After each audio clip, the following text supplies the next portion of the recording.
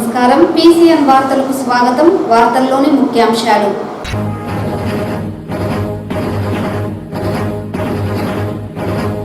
SC వర్గీకరణ పేట దళితుల ఐక్యతను దెబ్బతీసే కుట్ర రాష్ట్రంలో జరుగుతోంది. మీడియా సమావేశంలో నేషనల్ ప్రెసిడెంట్ ఫర్ రాక్స్ అండ్ మాల మహానాడు జాతీయ అధ్యక్షుడు రత్నాకర్ ఆగ్రహం.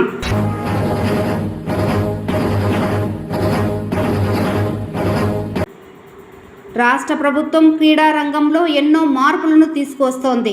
రాష్ట్ర క్రీడా శాఖ మంత్రి మండిపల్లి రాంప్రసాద్ రెడ్డి.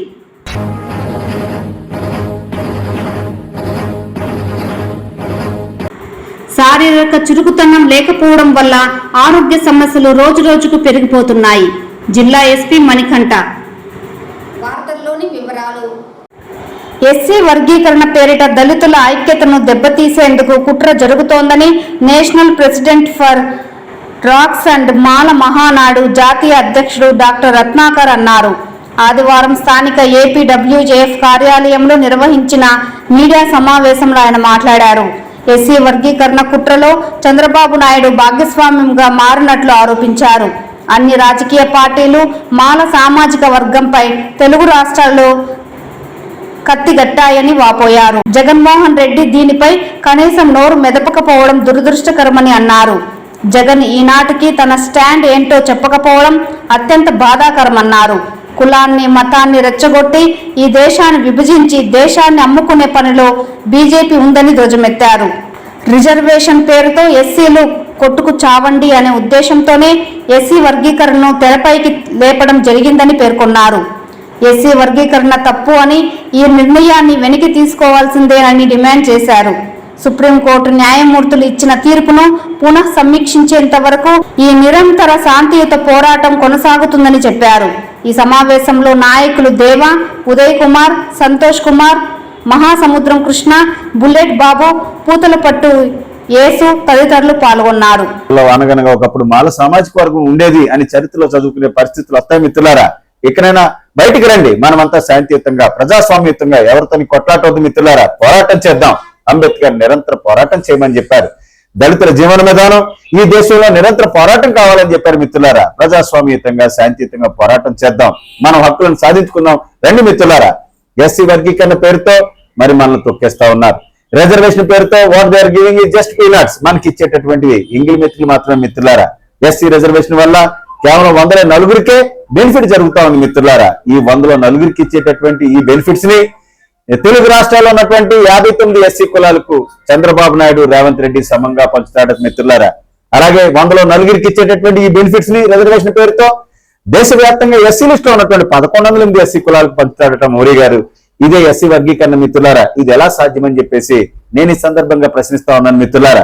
దేశవ్యాప్త ఉద్యమం ఇది, తెలుగు రాష్ట్రాలకు సంబంధించింది కాదు. అన్ని భాషల్లో అన్ని రాష్ట్రాల్లో ఉన్నటువంటి దళిత సోదరులందరూ కూడా మరి ముందుకు రావాలి. లేకపోతే ఓవరాల్ గా దళితులను తొక్కేసేటటువంటి పరిస్థితి వస్తుంది. కాబట్టి ఇక్కడైనా కళ్ళు తెరవండి మిత్రులారా. हिंदी बार बहनों सुनिए, एससी आरक्षण वर्गीकरण के बहाने देश भर में सभी राजनीतिक पार्टियां दलितों की एकता को कमजोर कर रही है. इस पर हमें सभी को मिलकर लोकतांत्रिक लड़ाई करनी चाहिए. बार बहनों, ఈ ప్రాంతంలో తమిళ మాట్లాడేటటువంటి ప్రజలు ఉన్నారు కాబట్టి this is a message from my side మిత్రులారా. அன்பான சகோதரி சகோதரங்களே, எல்லாருக்கும் வணக்கம்.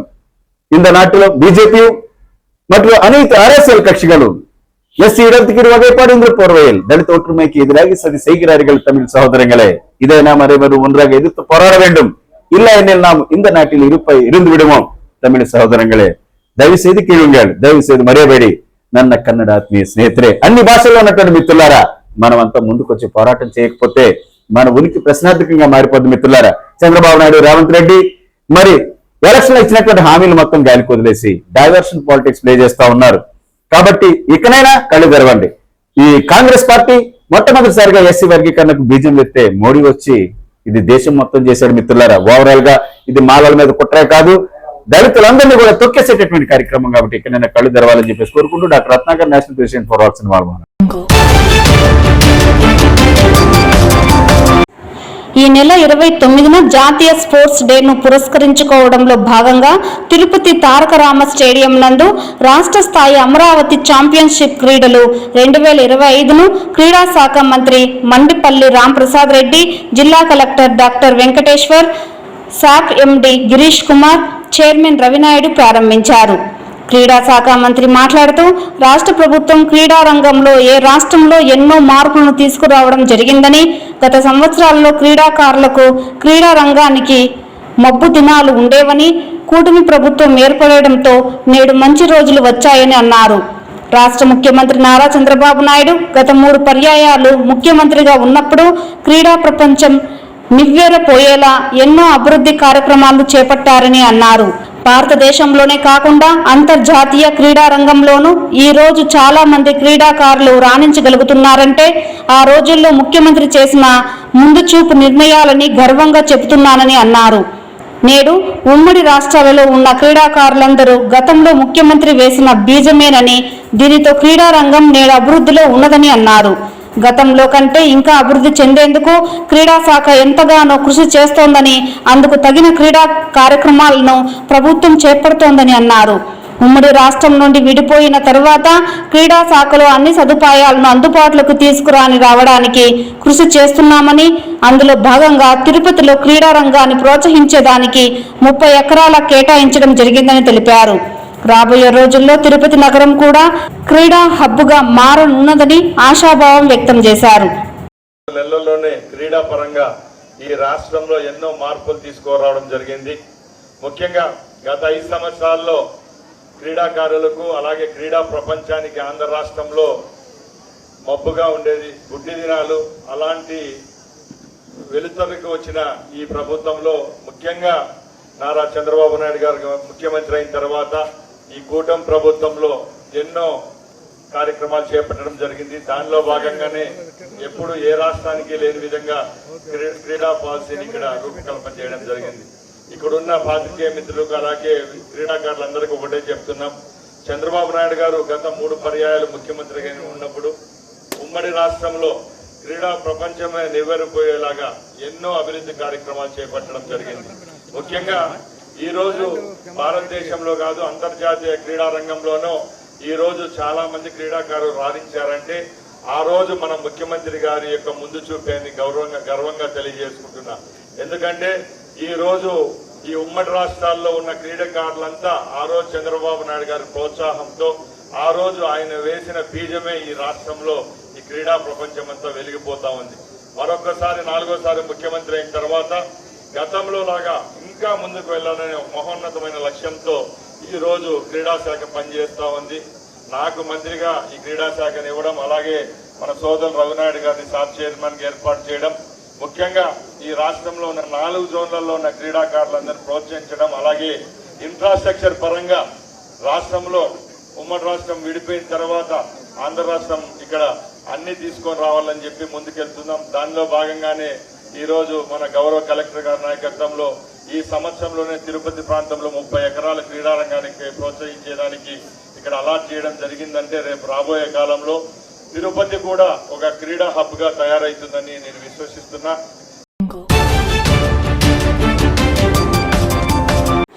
శారీరక చురుకుతనం లేకపోవడం వల్ల ఆరోగ్య సమస్యలు రోజు రోజుకు పెరిగిపోతున్నాయని, మన ఆరోగ్యాన్ని కాపాడుకోవడం మన చేతుల్లోనే ఉందని జిల్లా ఎస్పీ మణికంఠ చందోల్ తెలిపారు. ఫిట్ ఇండియా కార్యక్రమంలో భాగంగా కేంద్ర ప్రభుత్వం ఆదేశాల మేరకు ఆదివారం చిత్తూరు నగరంలోని గాంధీ విగ్రహం వద్ద సండే ఆన్ సైకిల్ కార్యక్రమంలో భాగంగా సైకిల్ ర్యాలీలో జిల్లా ఎస్పీ మణికంఠ చందోల్ జెండా ఊపి ప్రారంభించారు. అనంతరం ఎస్పీ మీడియాతో మాట్లాడుతూ ప్రతి ఒక్కరి దైనందిన జీవితంలో ఆరోగ్యవంతమైన జీవితం గడపడం చాలా ముఖ్యమని, ఇందులో భాగంగానే కేంద్ర రాష్ట్ర ప్రభుత్వాల ఆదేశాల మేరకు ఈ సైకిల్ ర్యాలీ ప్రారంభించడం జరిగిందన్నారు. ప్రతిరోజు కనీసం 30 నిమిషాల పాటు సైకిల్ తొక్కడం ద్వారా శరీరానికి అవసరమైన వ్యాయామం లభిస్తుందని, ఇందులో భాగంగా జీవనశైలిలో వచ్చే ఉభయకాయం, మధుమేహం వంటి అనేక రకాల వ్యాధులను నివారించేందుకు ఈ వ్యాయామాలు ఎంతగానో దోహదపడుతుందన్నారు. సైక్లింగ్ ద్వారా పర్యావరణానికి సైతం హాని కలగదని స్పష్టం చేశారు. ప్రతి ఒక్కరూ కనీసం 1 గంట సమయం వ్యాయామానికి కేటాయించడంతో పాటు నడక, యోగా లేదా ఇతర వ్యాయామాలు చేయడం ద్వారా రోగ నిరోధక శక్తి పెరగడంతో పాటు శరీరానికి ఉత్సాహం కలుగుతుందని వివరించారు. ఈ సందర్భంగా ర్యాలీని గాంధీ విగ్రహ కూడలి నుండి ప్రారంభించి ఎంఎస్ఆర్ సర్కిల్, చౌడేశ్వరి గుడి, దుర్గమ్మ టెంపుల్ నుండి తిరిగి గాంధీ విగ్రహ కూడలి వరకు ర్యాలీ నిర్వహించారు. ఈ కార్యక్రమంలో AR additional SP Shivananda Kishore, DSP Sainath, AR డిఎస్పీలు చిన్ని కృష్ణ, మహబూబ్ బాషా, 1 టౌన్ 2 టౌన్ సిఐలు మహేశ్వర, నెట్టికంటయ్య, ట్రాఫిక్ సిఐ లక్ష్మీనారాయణ, ఆర్ఐలు Sudhakar, Chandrasekhar, police association president Uday Kumar, సిబ్బంది, ప్రజలు తదితరులు పాల్గొన్నారు. అందరికీ నమస్కారం. ఈరోజు చిత్తూరులో సండే ఆన్ సైకిల్స్ ప్రోగ్రాము, అలానే ఫిట్ ఇండియా మూమెంట్లో భాగంగా ఎక్కువగా సైకిల్స్ వినియోగించాలనే ఉద్దేశంతో చిత్తూరులో మనం ఈరోజు ప్రతి ఒక్కరూ కూడా సైకిల్స్ వినియోగం పెంచాలని అవేర్నెస్తో భాగంగా అందరూ యాక్టివ్గా ఫిట్గా ఉండాలని ఈ ప్రోగ్రాం లాంచ్ చేయడం జరిగింది. దీని యొక్క ముఖ్య ఉద్దేశం ఈవెన్ దగ్గర దూరాలకు కూడా సైకిల్స్ వినియోగం పెంచాలని, ప్రతి ఒక్కరూ రోజంతా కూడా సైకిల్స్ అనేది ఎక్కువ వాడాలని, అందరూ ఫిట్గా ఆరోగ్యంగా ఉండాలనే ఉద్దేశంతో ఈరోజు మనం ఈ ప్రోగ్రాం లాంచ్ చేయడం జరుగుతుంది. దీంతోపాటు అవేర్నెస్ కల్పిస్తాము మరియు సైకిల్స్ యొక్క వినియోగం పెంచాలని ఈ ప్రోగ్రాం ఇక్కడ లాంచ్ చేయడం జరుగుతుందండి. ప్రతి ఒక్కరూ సైకిల్స్ వినియోగిస్తూ ఆరోగ్యంగా హ్యాపీగా ఉండాలని నేను కోరుకుంటున్నాను. Thank you.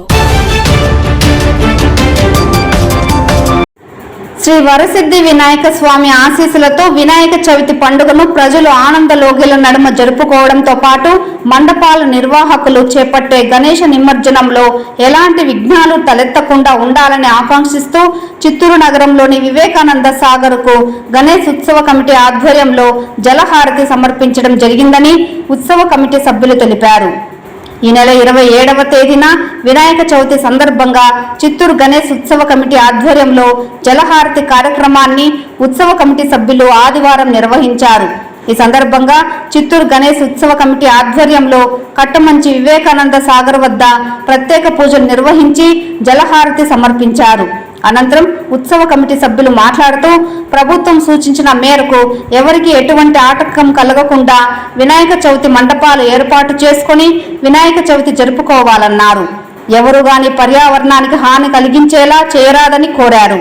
చిత్తూరు వివేకానంద సాగర్ చెరువులో ఏర్పాటు చేసిన నిమజ్జనం ప్రాంతంలోనే ప్రతి ఒక్కరూ వినాయక ప్రతిమల నిమజ్జనం చేయాలని కోరారు. ఈ కార్యక్రమంలో భాగంగా అవసరమైన అన్ని ఏర్పాట్లను చేపట్టిన జిల్లా అధికారులకు, ప్రజాప్రతినిధులకు ఈ సందర్భంగా వారు ప్రత్యేక ధన్యవాదాలు తెలియజేశారు. ఈ కార్యక్రమంలో కమిటీ మెంబర్లు తోటపాలెం వెంకటేష్, రామభద్ర, షణ్ముగం, గోళ్ల హరిప్రసాద్ చౌదరి, గోకుల్ తదితర నాయకులు పాల్గొన్నారు. నిదానం అవుతే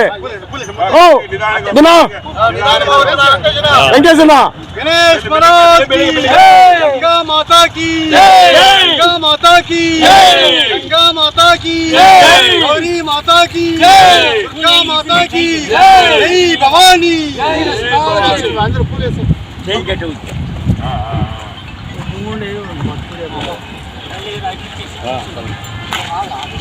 రోజు రాబోయే వినాయక చవితి సందర్భంగా గణేష్ ఉత్సవ సమితి ఆధ్వర్యంలో గత 11 సంవత్సరాల నుంచి దిగ్విజయంగా ఈ నిమజ్జన కార్యక్రమాలకి ఏర్పాట్లు ముందుండి అధికారులతో సమన్వయంతో ఈ కార్యక్రమాన్ని నిర్వహిస్తున్నాము. అందులో భాగంగానే ఈరోజు ప్రతి సంవత్సరం జరిగే గంగా శుద్ధి కార్యక్రమాన్ని గంగా జలాలు తీసుకొచ్చి కాశీ నుంచి నిమజ్జన గంగా శుద్ధి కార్యక్రమాన్ని ఏర్పాటు చేశాము. రాబోయే వినాయక చవితి సందర్భంగా మేము గణేష్ ఉత్సవ సమితి సభ్యులందరూ చేరి నగర ప్రజల హిందూ బంధువులందరికీ కూడా మేము శుభాకాంక్షలు ముందుగా తెలియజేస్తున్నాం. మహారాజ్కి జై. ఏదైతే వినాయక చవితి తర్వాత మనం ఏదైతే విఘ్నేశ్వరుని నిమజ్జనానికి తీసుకొస్తున్నామో ఆ యొక్క ఈ వివేకానంద సాగర్ వద్ద జలశుద్ధి పూజా కార్యక్రమాన్ని ఈరోజు చిత్తూరు నగర గణేష్ ఉత్సవ సమితి తరఫున చేయడం జరిగింది. వర్షాలు బాగుపడాలని, సమాజం కూడా సుభిక్షంగా ఉండాలనేటువంటి సదుద్దేశంతో, అదేవిధంగా ఎటువంటి విఘ్నాలు లేకుండా ఈ యొక్క నిమజ్జన కార్యక్రమాలు జరగాలనేటువంటి ఉద్దేశంతో ఈరోజు పంచగవ్యతోటి ఈ యొక్క జలాన్ని శుద్ధి చేసే కార్యక్రమం చేపట్టడం జరిగింది. అదేవిధంగా ఈ యొక్క నిమజ్జనానికి గౌరవ జిల్లా కలెక్టర్ గారు, ఎస్పీ గారు ప్రత్యేక శ్రద్ధ తీసుకునే ఆర్డీఓ శ్రీనివాసులు గారు, గౌరవ శాసనసభ్యులు గురజాల జగన్మోహన్ గారు, కమిషనర్ గారు, మేయర్ గారు, అముదా మేడం గారు, ఇలా అనేక మంది అధికారుల యొక్క సమన్వయంతో ఈ యొక్క నిమజ్జన కార్యక్రమం జరుగుతూ ఉంది. అధికారులు కోరుకునేది ఏమంటే ఏదైతే వినాయక చవితి నుంచి 3 రోజులు, 5 రోజులు, 9 రోజులు పెట్టుకొని ఈ యొక్క పండుగను బాగా జరుపుకోవాలని, ఆ తర్వాత జరిగేటువంటి వినాయక చవితికి ఎక్కడ కూడా పర్మిషన్ లేదనే విషయాన్ని అధికారులు తెలియజేయడం జరిగింది. కాబట్టి 3వ రోజు, 5వ రోజు పెద్ద క్రేన్లు ఇక్కడ ఉంటాయి కాబట్టి మండపాల వారందరూ కూడా ఆ యొక్క పెద్ద విగ్రహాలను తీసుకొచ్చి ఇక్కడ నిమజ్జనం చేసుకోవాలని చెప్పి కోరుతున్నాము. అదేవిధంగా పర్యావరణాన్ని పరిరక్షించడం కోసము గిరింపేట గంగినేని చెరువు, ఆ తర్వాత దుర్గానగర్ కాలనీ చెరువుల్లో కూడా ఎక్కడ కూడా ఈ యొక్క నిమజ్జనానికి అనుమతి లేదు. అందరూ కూడా ఈ కట్టుమచ్చి చెరువు దగ్గర ఉన్నటువంటి వివేకానంద సాగర్ వద్దనే నిమజ్జనం చేయాలని చెప్పి అందరినీ కోరుకుంటున్నాము. కేంద్రం ప్రవేశపెట్టిన 130వ రాజ్యాంగ సవరణ బిల్లు ప్రజాస్వామ్యంపై గొడ్డలి వేటు అని సిపిఐ ఎంఎల్ లిబరేషన్ రాష్ట్ర కార్యదర్శి బంగారావు అన్నారు. ఆగస్టు 19వ తేదీ అర్ధరాత్రి కేంద్ర హోంమంత్రి అమిత్ షా నిశ్శబ్దంగా ప్రవేశపెట్టిన 130వ రాజ్యాంగ సవరణ బిల్లు సమైక్య వ్యవస్థపైన, పార్లమెంటరీ ప్రజాస్వామ్యం పైన గొడ్డలి వేటు అని తెలిపారు. సిపిఐ ఎంఎల్ లిబరేషన్ పార్టీ కార్యదర్శిగా ఏకగ్రీవంగా ఎన్నికైన కామ్రేడ్ సురేంద్రనాథ్ మాట్లాడుతూ ప్రజా పోరాటాలతో నిజమైన ప్రతిపక్షంగా ప్రజలను నిలబెట్టేందుకు చిత్తూరు జిల్లాలో సిపిఐ ఎంఎల్ లిబరేషన్ పార్టీ బలోపేతానికి కృషి చేస్తామని పేర్కొన్నారు. అనంతరం సీనియర్ కమ్యూనిస్టు నాయకులు సురేంద్రనాథ్ ఆధ్వర్యంలో సుమారు 50 మంది కార్యకర్తలు సిపిఐ ఎంఎల్ లిబరేషన్ పార్టీలో రాష్ట్ర కార్యదర్శి బంగారావు సమక్షంలో పార్టీ తీర్థం పుచ్చుకున్నారు. ఈ కార్యక్రమంలో రాష్ట్ర కార్యదర్శి వర్గ సభ్యులు ఉదయ్ కిరణ్లు ముఖ్య అతిథులుగా హాజరయ్యారు. రాష్ట్ర కార్యదర్శి బంగారావు జెండా ఆవిష్కరించి సమావేశాన్ని ప్రారంభించారు. కామ్రేడ్ సురేంద్ర, రమణారావు, సుగుణ, సదాశివం, షహీనాలతో పాటు మరికొంతమందిని సాదరంగా పార్టీలోకి ఆహ్వానించారు. అందుచేత మేము గుట్టు పాదయాత్ర జరుగుతూ ఉంది. అక్కడ ఓట్లు దొంగిలించినటువంటి ఈ పెద్దల గద్దె దిగాలి, బీహార్ రక్షించాలని చెప్పేసి రాహుల్ గాంధీ గారి నాయకత్వంలో మొత్తం అక్కడ ఇండియా కూటమి నాయకత్వంలో పెద్ద ఎత్తున పాదయాత్ర జరుగుతూ ఉంది. దాంట్లో సిపిఎంఎల్ లిబరేషన్ పార్టీ కూడా ఒక పాత్రగా ఉంది. ఇవాళ సిపిఎంఎల్ లిబరేషన్ పార్టీ పార్లమెంట్లో 2 ఎంపీలు మొన్న జరిగినటువంటి చట్టాలు ఏదైతే ఉన్నదో వాటిని వ్యతిరేకిస్తూ వాళ్ళు మొత్తం వాళ్ళకి ఎలా ఇప్పడం వల్ల జరిగింది. ఏంటి ఆ బిల్లులు ఏంటి అని మనం చూసుకున్నట్లయితే ఇప్పటి వరకు రాజద్రోహం కేసు తప్పు అని చెప్పేసి సుప్రీంకోర్టు చెప్తే ఇప్పుడు మళ్ళీ అమిత్ షా గారు మళ్ళీ కొత్తగా దాన్ని రూపుమాపి మొత్తం ఏదైతే ఉన్నదో కొత్తమైనటువంటి బిల్లుని ఏదైతే ఉందో ఇవాళ పంపించడం జరిగింది. ప్రతి ఒక్క జర్నలిస్టు మాట్లాడితే వాళ్ళ మీద రాజద్రోహం కేసు పెట్టచ్చు, ఎవరైనా మాట్లాడినా రాజద్రోహం కేసు పెట్టచ్చు. ఆ రకంగా అమిత్ షా గారు ఏదైతే ఉన్నదో మళ్ళీ కొత్త రూపంలో ఇవాళ ఒక నల్ల చట్టాన్ని ఏదైతే ఉన్నదో మన పార్లమెంట్లో ఆ బిల్లు చేయడం అనేది జరుగుతూ ఉంది. దాన్ని మొత్తం అందరూ వ్యతిరేకిస్తూ ఉంటే మ్యూజియమానితో దాన్ని ఏదైతే ఉందో సెలక్షన్ కమిటీ పంపించడం అనేది జరిగింది. వీటిలన్నింటినీ కూడా మేము వ్యతిరేకిస్తూ ఇవాళ పెద్ద ఎత్తున ఏదైతే ఉందో ఉద్యమం చేస్తూ ఉన్నాం. మా పార్టీకి బీహార్లో 2 ఎంపీలు ఏదైతే ఉందో నెగ్గడం జరిగింది. అట్లాగే 11 మంది ఎమ్మెల్యేలు, ఒక ఎమ్మెల్సీతో ఇవాళ పార్లమెంటరీ పోరాటాలు కూడా మేము కొనసాగిస్తూ ఉన్నాం. అట్లాగే జార్ఖండ్లో 2 ఎమ్మెల్యేలు అసెంబ్లీలో పోరాటాలు చేస్తూ ఉన్నారు. ఈ రకంగా పార్టీ ఏదైతే ఉన్నదో పార్లమెంటు బయట, పార్లమెంటు లోపల పోరాటాలు చేస్తూ ముందుకెళ్తున్నటువంటి పార్టీ. కాబట్టి ఈ చిత్తూరు జిల్లాలో కూడా ఈ యొక్క మిడ్ డే మీల్ వర్కర్సు, అట్లా పారిశుద్ధ్య కార్మికులు, అట్లా ఉన్నటువంటి అంగన్వాడీ వర్కర్లు, ఈ మొత్తం వీళ్ళందరూ సమస్యల మీద కూడా ఇవాళ దేశవ్యాప్తంగా మేము ఉద్యమం చేస్తూ ఉన్నాం.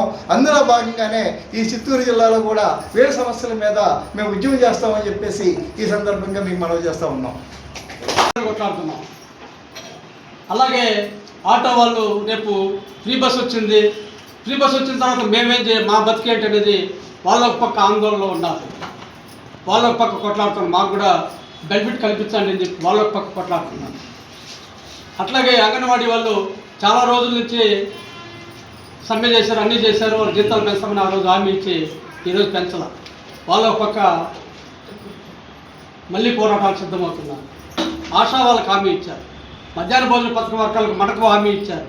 స్వీపర్లకు హామీ ఇచ్చారు ఆ రోజు లోకేష్, పాదయాత్రలో లోకేష్ పోయిన చోటంతా మనకు హామీలు ఇస్తూ వాళ్ళు పాదయాత్ర చేసుకొని ఈరోజు ఓట్లంతా కూడా వేసుకొని అధికారంలోకి వచ్చారు. అధికారంలోకి వచ్చిన తర్వాత ఈరోజు చూస్తే మధ్యాహ్న భోజన పథకం వాళ్ళకి పెంచుతామని చెప్పి వాళ్ళకి పెంచడం, స్కూల్ స్వీపర్లకు కూడా మేము సౌకర్యాలు కల్పిస్తాం, వాళ్ళకు కూడా జీతాలు పెంచుతామని చెప్పి ఆ రోజు నారా లోకేష్ ఇచ్చినటువంటి హామీని ఈరోజు ఇప్పటి వరకు కూడా పట్టించుకోవాలి. అలాగే అంగన్వాడీ వాళ్ళకి, ఆశా వాళ్ళకి అందరికీ కూడా ఇచ్చినటువంటి హామీని పట్టించుకోకుండా ఈరోజు మన లిబరేషన్ పార్టీ సూపర్ 6 పథకాలు ఇచ్చినటువంటి హామీని, సూపర్ 6 పథకాలను అమలు చేయాలని చెప్పి ఒక పక్క అన్ని మన రాష్ట్రం అంతా కూడా ఆందోళన కార్యక్రమం కూడా చేస్తాం. రేపు మనం కూడా ఈరోజు పార్టీలో మనం చేరుతున్నాం. రేపటి నుంచి మనం కూడా ఆ సూపర్ 6 పథకాలను అమలు చేయాలా, మాకు ఆ రోజు ఏవైతే హామీ ఇచ్చారో అవన్నీ కూడా మాకు సౌకర్యాలు కల్పించాలని చెప్పి రేపు మనం కూడా కొట్లాడాల్సినటువంటి అవసరం ఉంది. విద్యార్థులు పోటీతత్వాన్ని మరియు సృజనాత్మకతను పెంపొందించడం అంశంపై శిక్షణా తరగతులు స్థానిక విజయం సైన్స్ అండ్ ఆర్ట్స్ డిగ్రీ కళాశాలలో ఆంధ్రప్రదేశ్ ఇన్ఫర్మేషన్ టెక్నాలజీ అకాడమీ మరియు Naandi foundation Mahindra pride class room సంయుక్తంగా గత 6 రోజులుగా దాదాపు 300 మంది విద్యార్థినులకు శిక్షణా తరగతులు నిర్వహించారు. ఇందులో విద్యార్థినులు పోటీ ప్రపంచంలో విజయం సాధించడానికి కావలసిన మౌలిక నైపుణ్యం, భావ వ్యక్తీకరణ, సాఫ్ట్ స్కిల్స్, ప్రదర్శన నైపుణ్యం, ఉద్యోగ నిర్వహణ నైపుణ్యం తదితర అంశాలపై ప్రతిరోజు 6 గంటల చొప్పున 7 రోజుల పాటు 18వ తేదీ నుండి 25వ తేదీ వరకు ఈ శిక్షణలను అందించారు. ఇందులో నాంది ఫౌండేషన్ మహేంద్ర ఫైడ్ శరత్ బాబు, మహబూబ్ సుహానీ, తాప్స్వి, విజయ్ రాఘవ, కరీబకరణ్, తంగ మారియప్పన్ మరియు శ్రీహర్ష తదితరులు నిర్వహించారు. ప్రస్తుత పోటీ ప్రపంచంలో ఈ శిక్షణ విధానాలు విద్యార్థులకు కావలసిన నైపుణ్యం, వివిధ రకాల ఉద్యోగ ఎంపిక ప్రక్రియలో దోహదపడతాయని, ఇలాంటి శిక్షణా తరగతులు తరచుగా తమ పిల్లలకు అందిస్తున్నామని విజయం విద్యా సంస్థల అధినేత తేజమూర్తి తెలిపారు.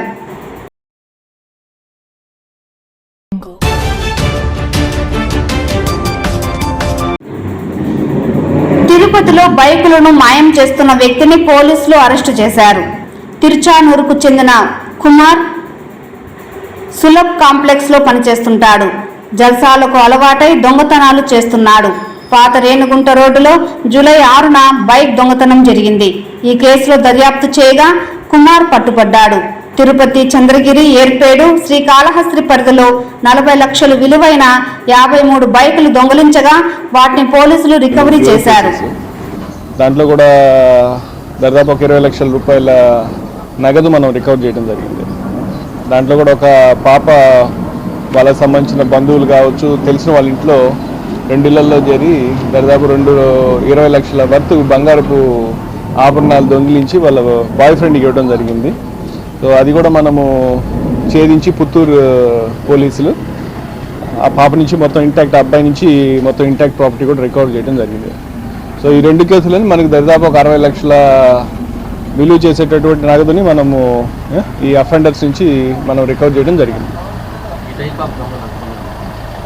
మన 2 వీలర్స్ చాలామంది ఉంటారు రాజా, మనకు చాలా అంటే వీళ్ళలో చాలామంది మనకి ఎంఓ అఫెండర్స్ కింద 2 వీలర్ అఫెండర్స్ ఉంటానే ఉంటారు.